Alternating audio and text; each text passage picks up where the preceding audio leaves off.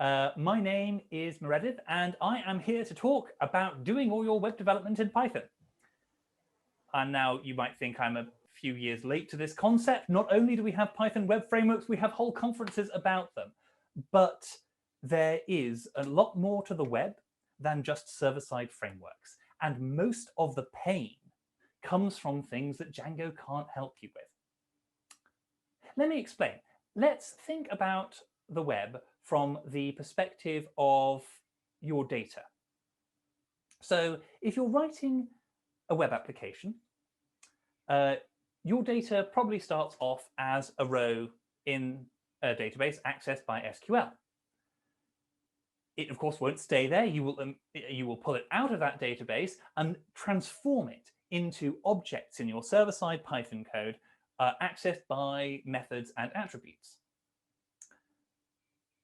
But of course, you will then turn around and immediately re-represent that data as JSON over HTTP.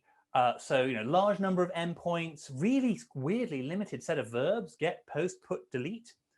But on the other end of that HTTP connection is a JavaScript application, which will be reconstituting those payloads into JavaScript objects with their own methods and their own attributes, which it will then turn around and render into HTML DOM, which is a different set of objects entirely, and then use CSS to render into pixels. And that is an awful lot of representations of your data. And indeed, most of the day-to-day work of web development is converting your data between these different representations. And this is tedious and repetitive, and so naturally we, like good lazy programmers, want to automate it, and so we invent web frameworks. But the problem is the tools we invent to help us do that translation, they speed us up, but they are often magic, and I don't necessarily say that in a good way. So to take an example, let's take a friendly look at the Django ORM, which presumably you guys are mostly familiar with.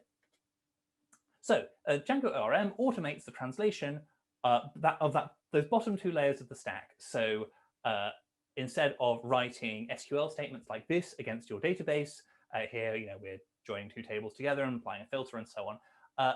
Instead, you can write this Python expression. And this is great. It means that you don't have to suddenly depart and start writing source code in another programming language. And it does have a bunch of other automation as well. But the process of turning this Python expression into that SQL is, it's quite deep and implicit. And what this really is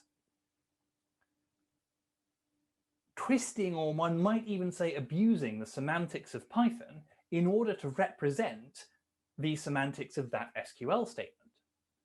And so to understand how this works properly and to use it at an advanced level, you're going to have to understand Python and SQL and how the Django ORM does that transformation in order to have a good idea of how to drive it. And this, it does, this speeds up the typing, certainly, but we've actually increased the number of the amount of semantics that we need to understand. And that's probably not a problem if you did this once. But of course, that's not what we do. We have translation layers like this at all layers of our stack, and this causes us to have a pretty bad day. We've got these ORMs that help us translate database rows into server-side objects. We've got web frameworks helping us represent those server-side objects over HTTP. Of course, Django bundles these two things together, but that's far from all. On the other side, we've got JavaScript frameworks like Angular's resources helping us reassemble those objects into those HTTP payloads into JavaScript objects. We've got templating engines like React, or possibly Ginger too, or possibly both of them in the same application in different places, helping us translate those objects and render them into HTML DOM. We've got CSS frameworks like Bootstrap helping us represent that DOM as pixels. And all of these are that slightly dodgy type of magic that abuses the semantics of one layer to represent one of the adjacent layers. And so you end up needing to know everything that's in those blue boxes and everything that's in those orange boxes in order to get anything done at all. Well, we're Pythonistas here. How does that stack up against the Zen of Python? Simple is better than complex? I mean, that was not a simple system. There is an enormous number of moving parts there, and in order to make development faster, we just add more moving parts. Here's another one. If the implementation is hard to explain, it's a bad idea. Well, again, the insides of JavaScript frameworks are famously gnarly because they are, you need to understand both levels of representation and how the framework's doing its thing and how the framework accomplishes doing that translation in any kind of performant way. You need to understand all of that, which, according to this Python Cohen would say it's a bad idea, and I'd be inclined to agree. Here's a famous one. There should be one and preferably only one way to do it. Do I need to say more at this point, or can we just wince and move on? So looking out over the amount of pain that this imposes upon people doing development for the web, we set out to ask, okay, so how could we do web development better? And because if you look at this, you just building a new web framework isn't actually going to solve the problem. Because if you just swap out one of these orange boxes, you haven't changed the biggest problem, which is that you need to translate between all these different representations, and you still need all these other frameworks on top. So we said, well, this isn't working. Let's see if we can replace this stack with one coherent representation. And for that, we chose Python. So we set out to construct a web framework in which everything is a Python object.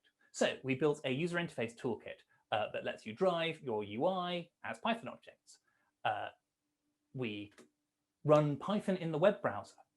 And now, instead of generating code in a different programming language and then having it styled by a third programming language in order to render your UI, you just manipulate some Python objects. Python on the server, of course, but if you've got Python on the server and Python on the client, you don't need to mash all your data into JSON anymore. You can just make a function call. We even did our own ORM, built a database with fairly opinionated semantics about database rows that makes them act like Python objects. And the advantage of this is that you can then pass a database row, or so a piece of data, all the way from your database to your front-end UI without having to change its representation at all. And it turns out that this can really help you develop applications. But that's all theoretical. Let me show you what that looks like in practice.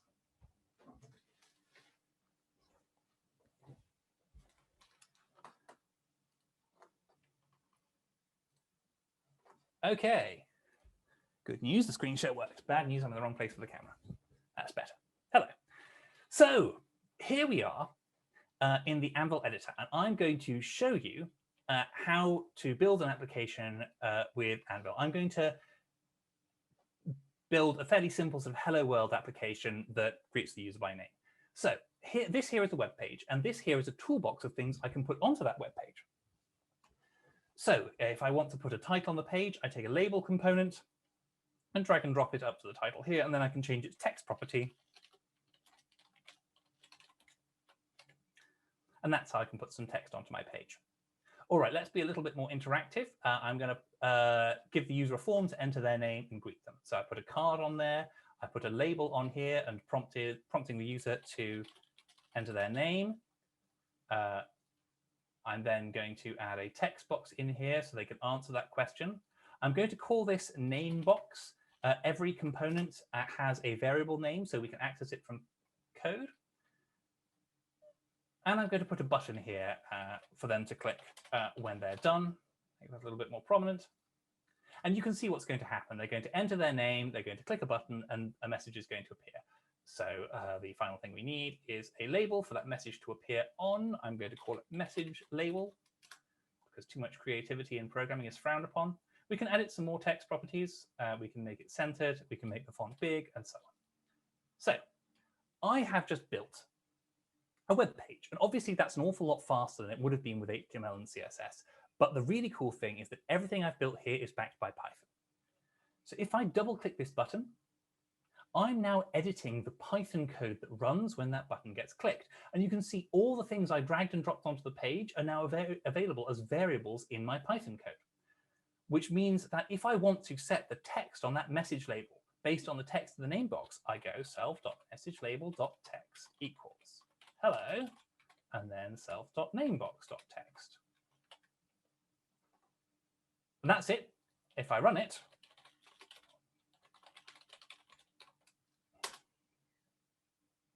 I have an interactive application. It's actually already live on the web. Let's give it a nice public URL.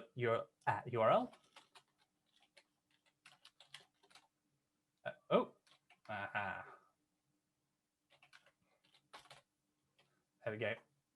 Hello DJE, save you from typing. So you go to hello-dje.anvil.app, and this app is already live on the internet. So you're watching this live. If you don't believe me, go check it out. So we've just built and deployed a web application entirely in Python, and that was pretty quick.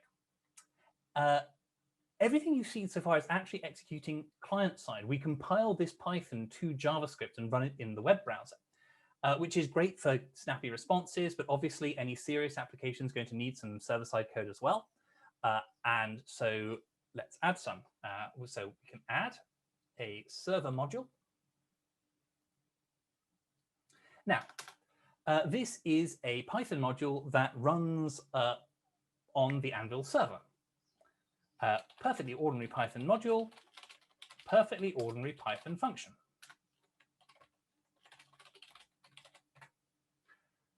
But what I can do is I can tag this function anvil.server.callable. Let me, zoom that in a little bit for you. There we go. I can tag this function anvil.server.callable. And what that says is this function that's running on the server, I should be able to call it from the browser. So if I go back to my browser code, when the button gets clicked, as well as updating the UI, I go anvil.server.call. I call that sayHello function. You can see it wants an argument, which is the name, so I can pass in the text from that name box. And now, if I run this code, you can see we've got some output in the logs, and that print statement is now running on the server, driven by that user interface I just built in Python. And now we're really in business, because of course there's limits to what you can do here. The limit to what you can compile to JavaScript. You're not going to be, loading files from the file system. You're not going to be doing ordinary TensorFlow. But here, this is a real CPython environment. You can do whatever you like. So, you want to talk to a database, import psycopg2, go. You want to do some numerical computation, import NumPy. You want to do some machine learning, import PyTorch, TensorFlow, knock yourself out. In practice, of course, the first thing everybody asks is, so how do I set up a database? And so we have a built-in database for you. It's called the Data Table Service. And it's backed by Postgres, so you can stick gigabytes into this thing if you need to. I'm going to be a little bit less ambitious. I'm just going to make a table for all the people who enter their names. So we're going to want a text column for the name. And then let's have a date time column for when it was entered. And that's it. I've just built my database. So this table is apptables.visitors. It's accessible from my code, just like those buttons and text boxes and so on were. So if I go back to my server code, as well as printing this message into the logs, I can take apptables.visitors. I can add a row to it. I can fill out the name column with the name that's being passed in. I can fill out the when column with datetime.now, which of course I need to import. And now if I run this,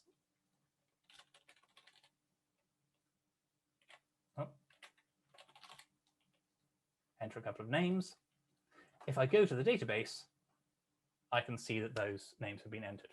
So I've just built and deployed a database-backed web application with nothing but Python in a really, really short period of time. A reminder to anybody who fancies graffitiing on the screen, hello-dje.anvil.app. Keep it to the code of contact, please.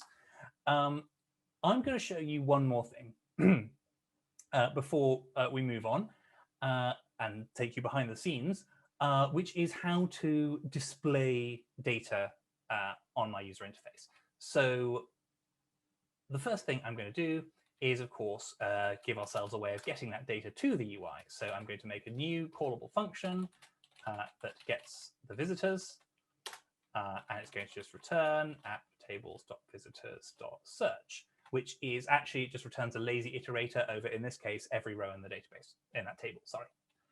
And then on the user interface, I thought I first need to give myself somewhere to show it. So I'm going to put another card on my screen. I'm going to put a data grid on that card. And I'm going to set, say, a column. There's a column for name.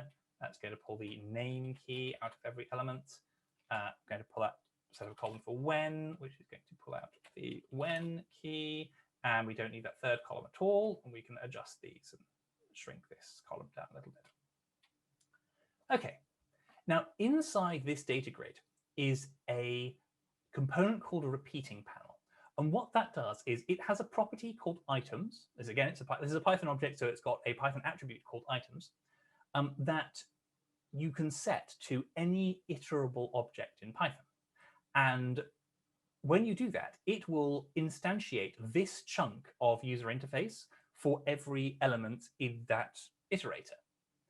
So what I can do is here in the constructor, I can set the items of that repeating panel to be the return value of that getVisitors function.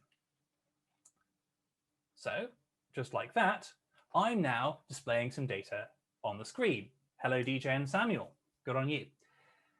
So we've just built a database-backed read and write web application and deployed it on the web with nothing but Python. I'm going to do one more thing before we go behind the scenes, because this is kind of ugly. You can see what's happened, right? It's pulled out those keys from each row, and it has called stir on them, which is a very sensible default. But this is, the default stir of a datetime object is fairly grungy. So let's go in and change what appears in that when column. So instead of the default behavior, I'm going to put a label in here. I'm going to add a data binding so that the text of this label is set to this Python expression. And here, self.item is the Python object that is the row from the visitors table. We've passed it all the way from the server to the client. And I can pull out the when column with ordinary square bracket lookups. And it is, of course, a datetime object, which means that I can stir time it. And so now, when I run this, we have some slightly more nicely formatted dates. Again, this application is completely live. hello-dj.anvil.app. Go check it out. So I hope you've enjoyed that little whistle-stop tour of how an Anvil application is built and how some of it works. Let me go take you behind the scenes.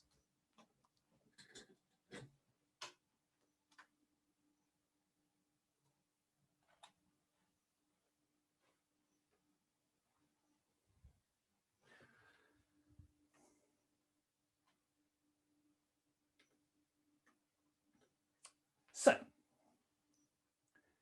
that demonstration, I hope, gave you a feel for what it means to make your entire application one representation, which is to say Python objects, and some of the power that that can give you. I'm going to spend a little while now taking you behind the scenes into how some of that is how some of that actually works. I should mention that the framework is open source, so if you have any other questions and you don't get a chance to ask them in the Q&A, you can, of course, just check the source code. OK, so the first thing I'm going to talk about is one you probably noticed fairly early on, which is that we're compiling Python to JavaScript here, which is obviously pretty essential for running an application in the browser and still writing it in Python. The browser only really understands JavaScript. So we use a compiler called Sculpt, which is a Python to JavaScript compiler. So you feed it a Python expression, it will produce a JavaScript code that does the same thing. You feed it a Python function, and it will produce, honestly, the ugliest JavaScript function you have ever seen, but it will follow the semantics of that Python function. Now, I like to tell you a little story about the first major modification I made to Sculpt, which was about blocking and non-blocking code, because JavaScript, in its infinite wisdom, is a 100% non-blocking language, and which means that you can't sort of wait for something, wait for some long-running interaction before returning from a function. You have to return from a function or the browser will hang. And although, and I know that async is what all the cool kids are using at the moment, but still, most idiomatic Python APIs, and certainly most of the ones we want to be showing to beginners or novices, look something a little bit like this. You know, you go ask a database about something, you get a return value, and then you do some computation on it. And if you do that in JavaScript, it ends up looking a little bit like this. I count 1, 2, 3 nested callbacks and an awful lot of spaghetti. Now, you might say that's unfair to JavaScript. I might say I copied and pasted that from the first page of the Postgres JavaScript API documentation. You might say, fine, that's still old-fashioned. These days, we all use promises and async await. And I would say promises and async await are another example of those magic layers of abstraction that make the typing faster. But to use them at a serious advanced level, you need to understand that there are callbacks and promises, which are kind of abstractions of callbacks, and then async await, which is syntactic sugar on top of promises. And if you don't know those things, you will hurt yourself. So really, we would prefer to be doing this stuff. But we have a Python to JavaScript compiler. What if we could convert this to this automatically? So we check out the compiler and we start exploring. So it turns out that Sculpt has a fairly classic compiler architecture based, unsurprisingly, on CPython. So when it's fed some Python source code, it first tokenizes it, so it breaks it up into a bunch of substrings that are kind of useful atoms for the Python language. By the way, all the .js files here, these are the files in the Sculpt source code if you want to follow along. We then walk over those tokens and parse them into what's called an abstract syntax tree, which is a tree of operations that the way Python thinks of them. So here we have an assignment, and on the left-hand side of that assignment, we have a variable named result. And on the right-hand side, we have a function call, calling a function named f with an argument that's a numerical constant 42. And then we have a compiler that walks over this tree and spits out JavaScript. So clearly, if we want to transform idiomatic blocking Python into non-blocking JavaScript, this is where we're going to want to focus our attentions. So bear in mind, we want every Python function compiles to a JavaScript function, which means that we need to return. The JavaScript function can't block. So what we did was invent a new return type that the JavaScript function can return to say, yes, I'm returning because I need to, but I'm not done yet, I'm just blocked. And we call that a suspension. So we now compile code like this to something like this. So when you have a function call, we call f, and then we look at the return value, we check, was that actually a suspension? And if so, then we save a suspension of ourselves. So we're executing inside some function. We will save the values of our local variables. We will save our temporaries in the middle of computation. And then we'll return all of that in a suspension that also includes a reference to the suspension we were given by f. And then we return that out of our JavaScript function. So Here's an example of something you might write. And here is our call stack. So we've got the JavaScript runtime, which is handling the click events of buttons, calling button one click, which is calling that get function that goes to the database and the database blocks. So the database returns a suspension. The get function checks the return value from that from its call and goes, I have a suspension. So it saves its own suspension. So it saves its local variables, its temporaries, where it is within the get function, and returns that as a suspension that wraps the one from the database. Button one click does the same thing. It sees that it's been given a suspension, it saves its locals, saves its temporary, saves where it was in the function, and returns its own suspension to the JavaScript runtime, which sits on it. And a few milliseconds later, which is plenty of time for a sip of water as far as the computer's concerned, the database gets back to us. And so the JavaScript code will resume the suspension. So that is basically a different way of calling the button one click function without starting it from scratch, but saying actually resume from here.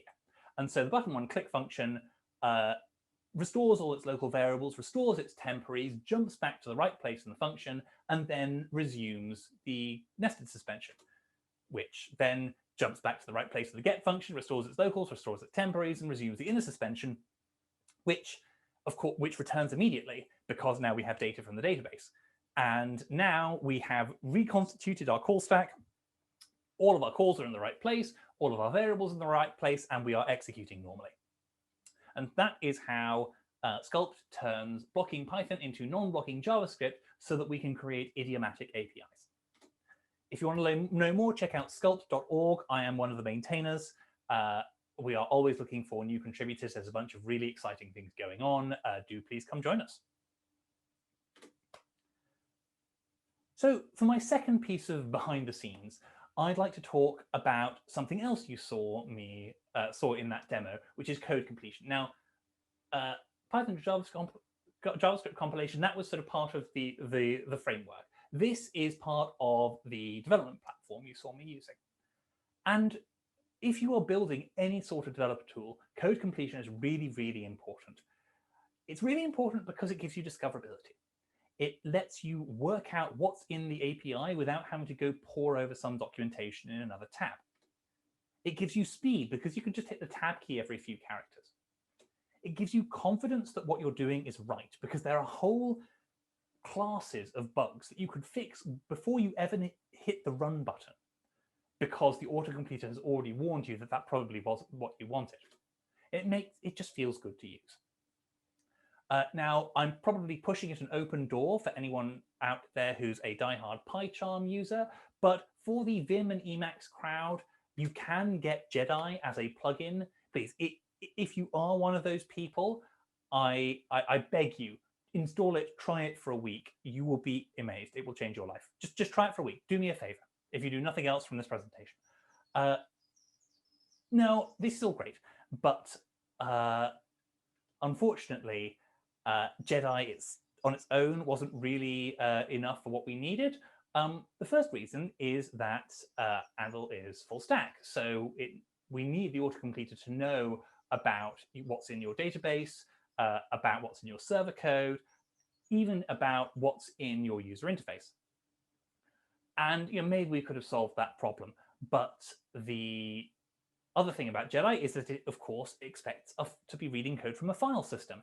And the environment you saw me using there was web-based. And when you hit the tab key and when you're typing code, there is just not enough time to go to the server, parse a bunch of code, work out what the completions are, and send them back to the browser. If you've ever used Replit, REPL.it, which is a really great tool for trying out all sorts of different programming languages, they do their Python autocompletion on the server side, and it really, really shows. You are halfway through the next word before the completions from the tab key you pressed like half a word ago come back, and it's really very difficult to use. So we set out to build our own in JavaScript, which would seem like a particularly huge challenge, except we already had a Python to JavaScript compiler knocking around, and you've already seen how it can be used to parse Python code.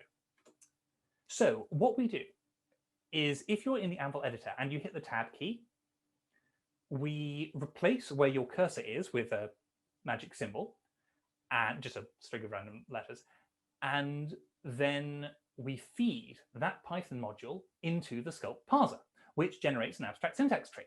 And then we can walk over that syntax tree, which is the easy part. You go over, you walk in, you see, oh, well, here's a function definition. It has arguments called self and event args. Well, they're local variables now. Walk some further. Oh, here's an assignment.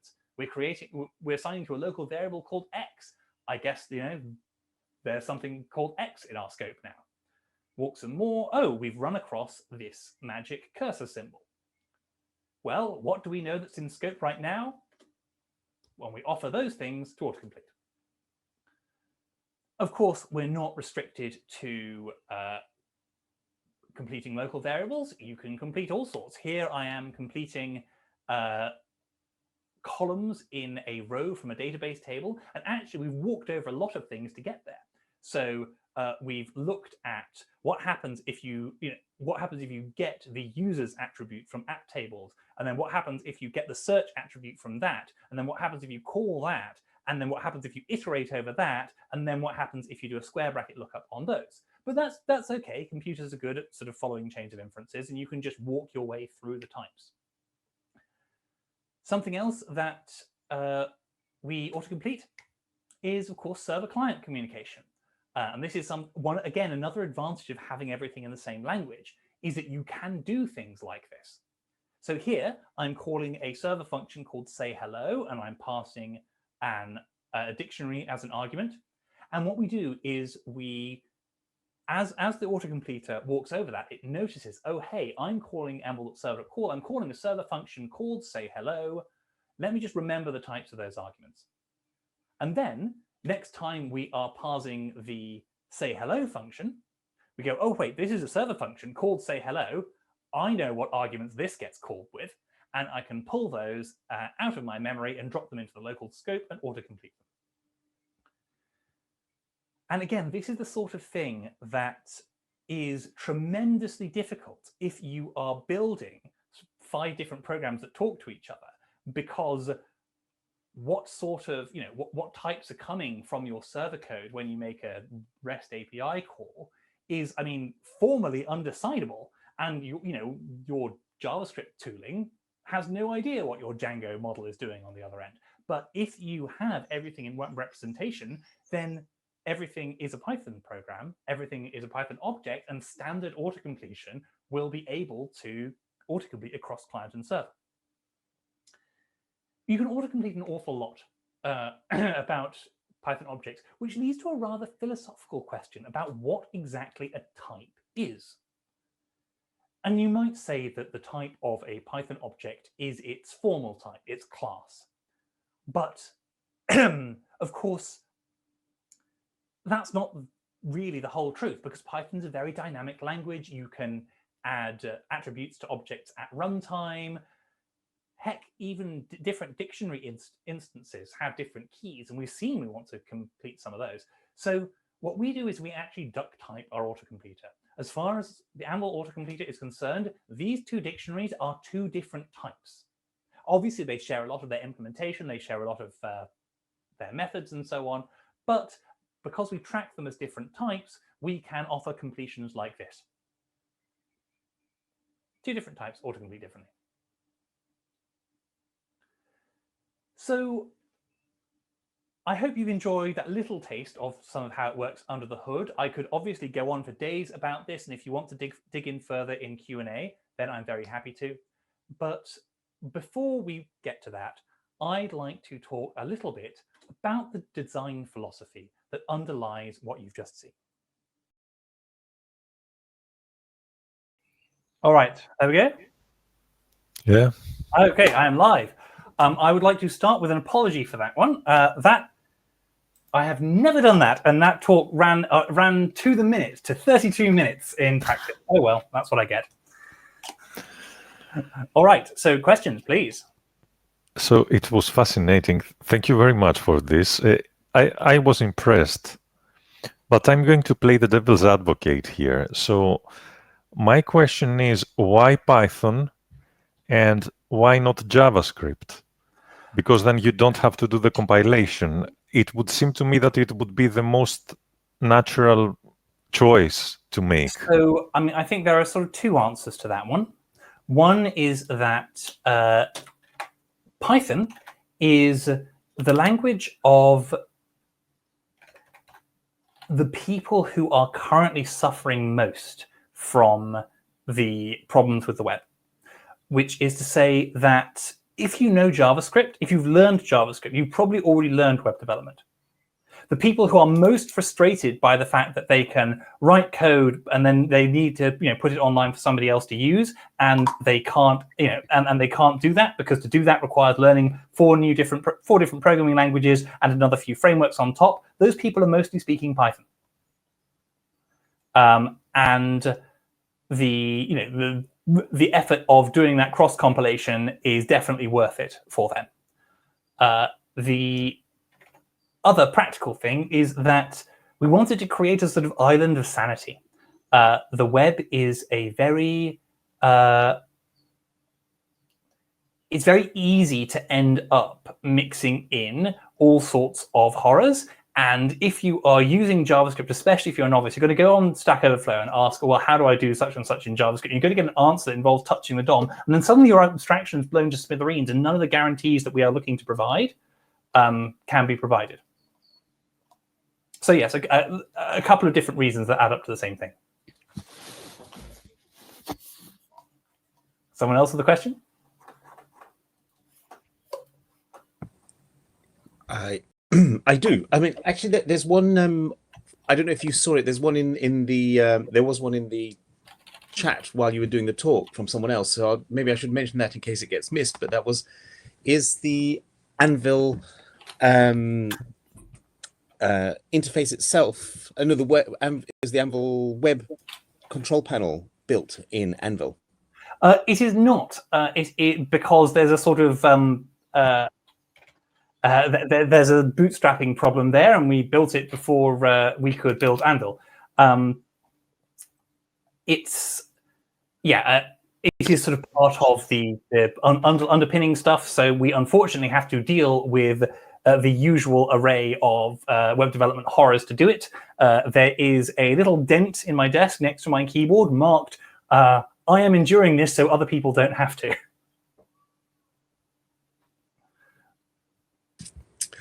And I had a question of my own about the way into this, because I've invested a lot in, as I know many have, into learning Django and learning various parts of it. So, for example, I'm reasonably happy and comfortable with the ORM. Mm-hmm. Is there a pathway into using Anvil that allows me to use bits of it at a time? Is there a kind of progressive integration pathway? Absolutely. Rather than having to go all at once? Yes, there's limits to what I could fit into that time, and apparently those limits were more severe than my rehearsals had indicated. I didn't manage to discuss everything, but there are tools for integrating code that's not all entirely inside, for example, Anvil's serverless environment. So you can be running code on your local machine.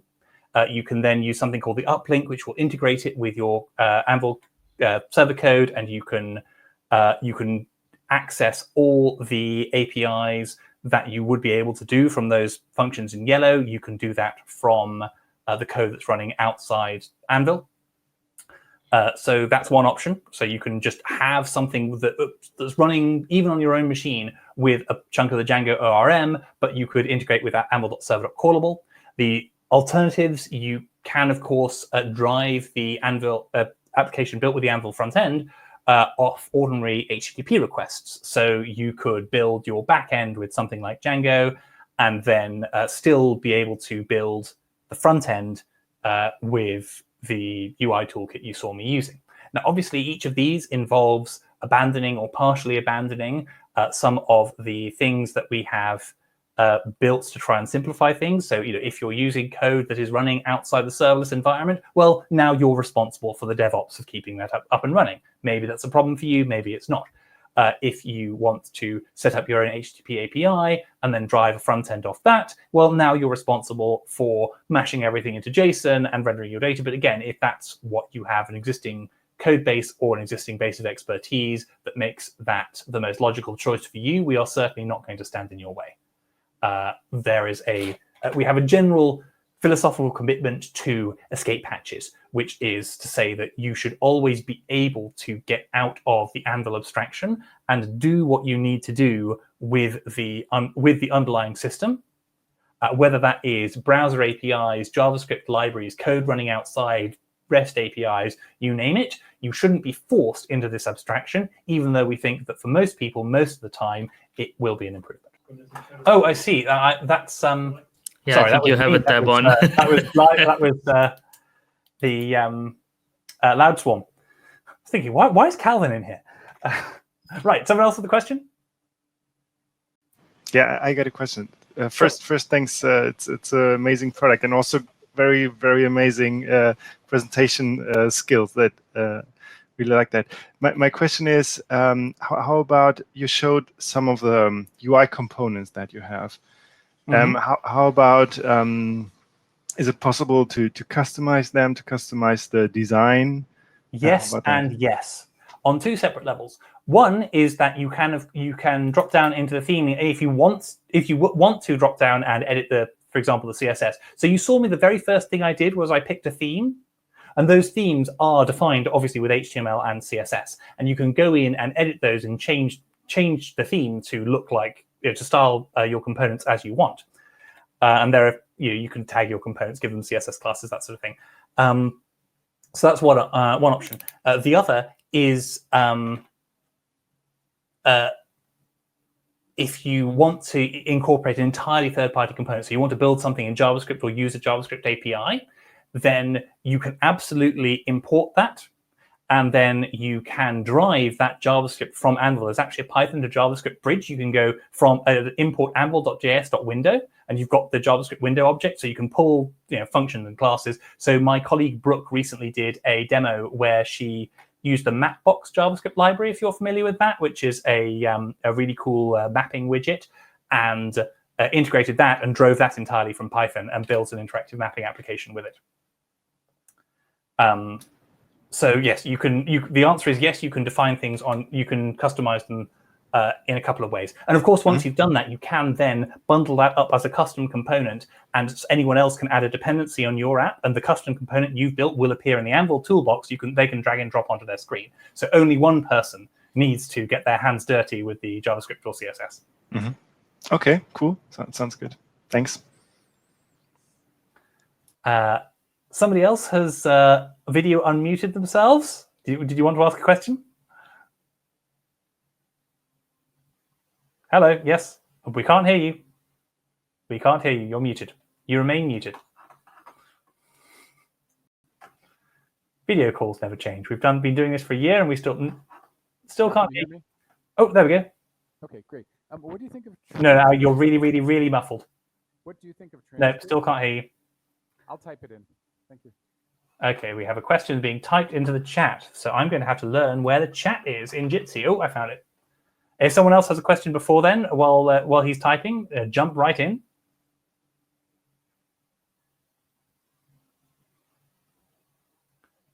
No. Okay. Hello. Hello. Hello, Pablo. Hello, Pablo. Hi. First, congratulations. That was an awesome topic and a very good presentation. Thank you. I really liked everything that you showed, and I think technically it's quite an achievement. So congratulations on that side. And I just have maybe a philosophical question around this. I've been working with Python for many years, and I love the language. And I understand the pain you're mentioning about not all these other languages that we have to handle. And my question is, wouldn't this isolate Python developers into not growing outside our comfort zone? So That is a very interesting philosophical question. I think the answer has to do with what you think the purpose of growing outside your comfort zone is. If you would just like to experience new languages and new ways of doing things, there's nothing stopping you doing that. But are you looking for personal growth, or are you looking to get something done? Because if you're looking to get something done, then the argument's an awful lot easier. There's just less effort and less pain involved. Completely. If you are looking to branch out and dip your toes into something like JavaScript and other front-end development, then you can. I mean, you can do that either. You can either go play with React in a side project, or you could incrementally go. Actually, here's this thing that I think I could make my work incrementally better by going and building this thing custom in JavaScript. You can, as I was just talking about, jump out and write components or use components from JavaScript without having to compromise the abstractions you're using for the rest of your code. So I don't think I think this ends up having the same answer to the questions about whether it locks people into this particular idea, because there is no lock-in, the gates are open. You can go and expand your mind by inflicting pain on yourself if you want to. Okay, great. Thank you.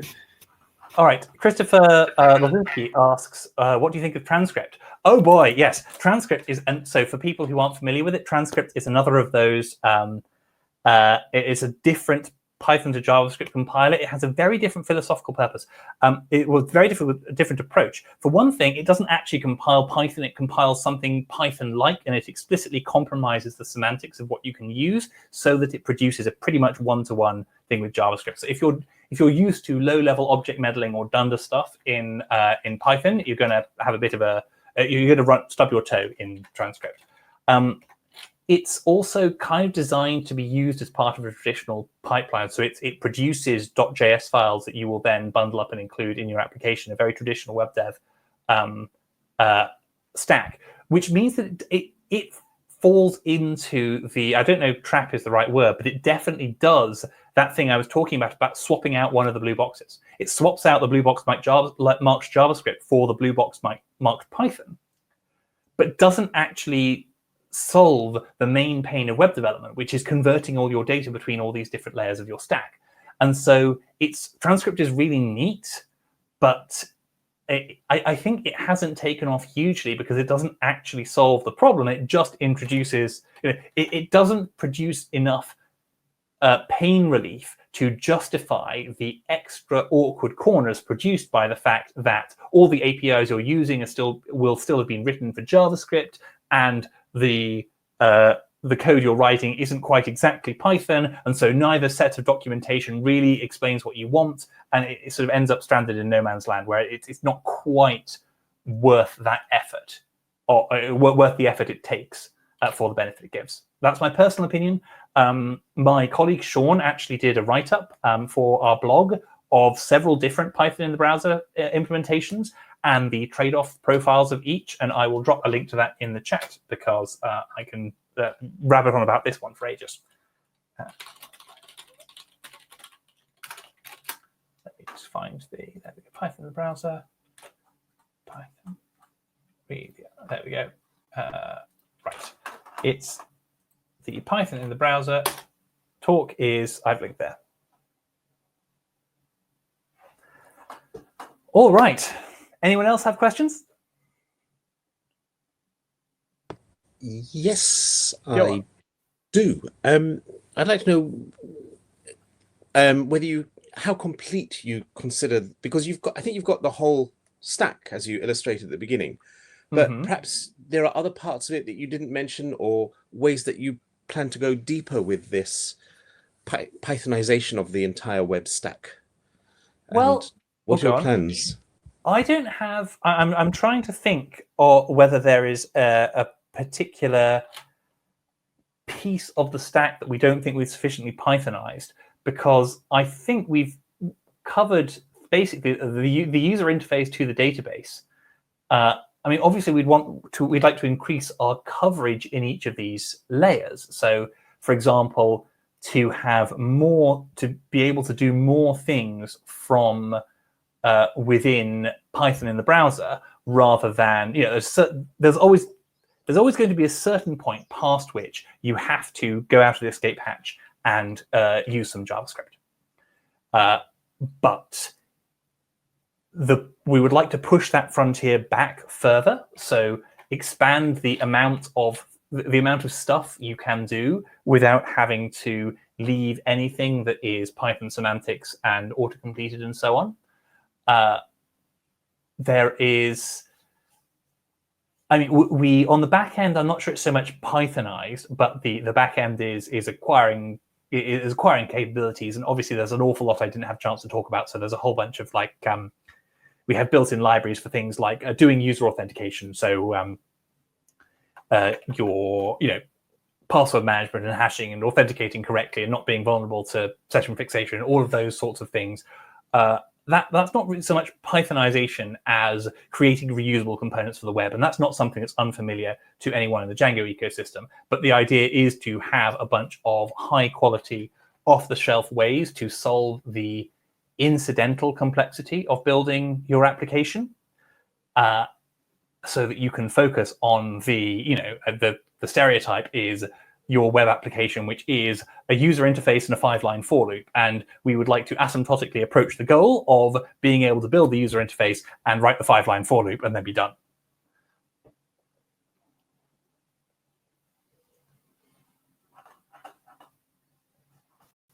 All right. Go on. Go on. No, you had a follow-up? Yeah.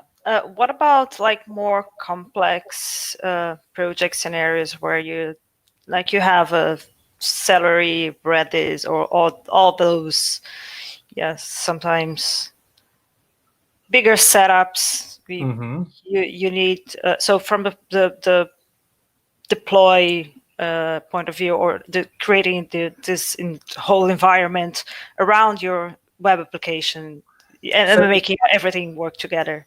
Yes, well, and the answer to that and just about everything else is you do it the Python way. So if you would like to drive Celery from, then you can use that from Python. And we have built-in things for running, for example, scheduled tasks or background tasks. You can do that within the Anvil framework. But if there's something you want to do outside it, you can just grab it and use it.